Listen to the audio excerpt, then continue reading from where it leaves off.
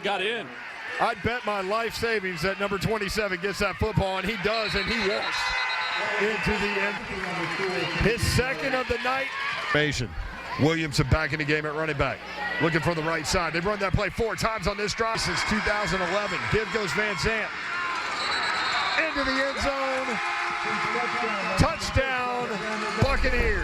What a great game at the Wave Yard. Do you know why they call it the Wave Yard, Mo? Why do they call it the Wave Yard? Because it's the green wave. Yeah. Maurice just told me that. So. He said, yeah, that's the Wave Yard, not to be confused with the graveyard. And I was thinking, okay, why do they call it the Wave Yard? And he said, well, because they're the green wave, the Gallatin green wave. Duh. Either way, it was a great game. 28-24. Is that a rivalry right there, beats Gallatin? Oh, yeah. Big time. How nasty is that? It's... Yeah, like put it in perspective for me. Like, is it like on a scale of 1 to 10? Is it like Iron Bowl bad? Is it like? Well, the thing is, you've got Beach, Hendersonville, and Gallatin all up there. Station Camp is newer than the other 3, so they're not quite there. But those 3, it's pretty rough. And Beach and Hendersonville is bad because they're both right there in Hendersonville. Gallatin and Hendersonville is bad because they are the 2 oldest schools, and Beach, Gallatin, they've all had a lot of success, and so none of them likes the challenge of the other 2. So they all kind of bring out the best in each other. Let me ask you this, because you've been covering high school football, basketball, high school sports, particularly here in this area for about 25 years now. So you've seen it, okay? Which area of town would you say is the most competitive, just by the rivalries that are created in their section of the city? It's kind of putting you on the spot, but if you think about some of the better programs that you know just like cannot stand going against one another, and they're probably like right down the street, who would you have to say would be one of those rivalries? It used to be Stratford-Maplewood used to be really, really a hot rivalry. Okay. And then Stratford hadn't won in 22 games, so they... Well, they didn't play each other. They weren't in the same district.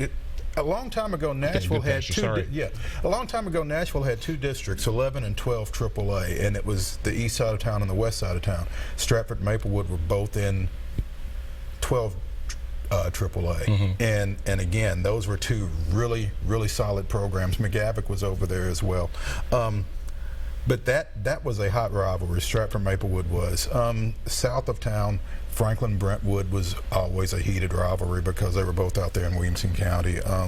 Again, Gallatin, Hendersonville for a long time before Beach opened up, and even after, while Beach was kind of getting their feet up under them, and now all 3 of them, it's really tough up there in Sumner County. So you can find some. Obviously, MBA Ensworth, because Ensworth opened and was kind of sparked by NBA to some degree, so that's always a big one. That game comes up as the last game of the regular season. So is that every single year? Does that happen like that? I don't know if it's by design that it's the last game of the year, but it is this year. So keep an eye on that one because that'll have some playoff implications, obviously. I'm going to go back to something that Michael Cohen was talking about in that interview we had out there at M3 Baseball Training Academy, and he was talking about technique over athleticism. I mean, you've got so many talented athletes that appear like they can do anything, but unless they get that proper instruction, they're just pretty much no better than the shoes they're actually standing in. So I thought it was pretty telling, the point there where he said that, look, I can take a team that has tremendous athletes, and if you don't have the instruction that we have, you're pretty much dead in the water. What do you think about that, the fact that these guys are getting good coaching versus, just stepping out there in the court using their God-given ability? Well, I just think baseball is a different sport in that way, in that I don't think athleticism is as important as technique and instinct necessarily, and I just think that kind of makes a difference. Now, if you are athletic and you've got that training and you've played the game, then you're pretty much unstoppable. You're kind of Mookie Betts-ish.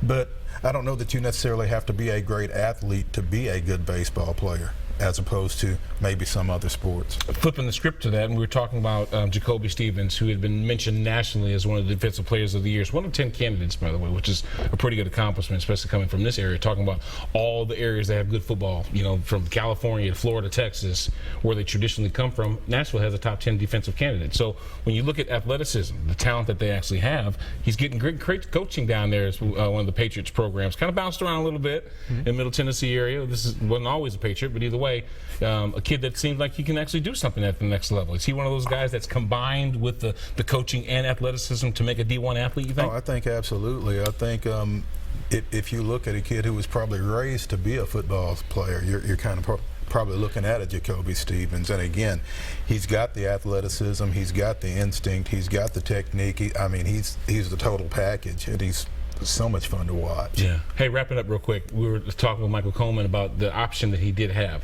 Remember, he was getting scouted by Alabama, for goodness sake, okay? He had signed with Alabama. Yeah, he had signed with Alabama before he took the guaranteed money, obviously, to play baseball. Looking at the conundrum today, if you were a baseball player versus a football player, which do you think, if Maurice Patton were this 5-star stud getting recruited by both sides of the equation? That's beyond the realm. Well, just put yourself in the mindset there for a second, man. Think about it. Just given current atmosphere, baseball and football, where do you think that most kids would decide to play? I think throw the safety issue in there too for football.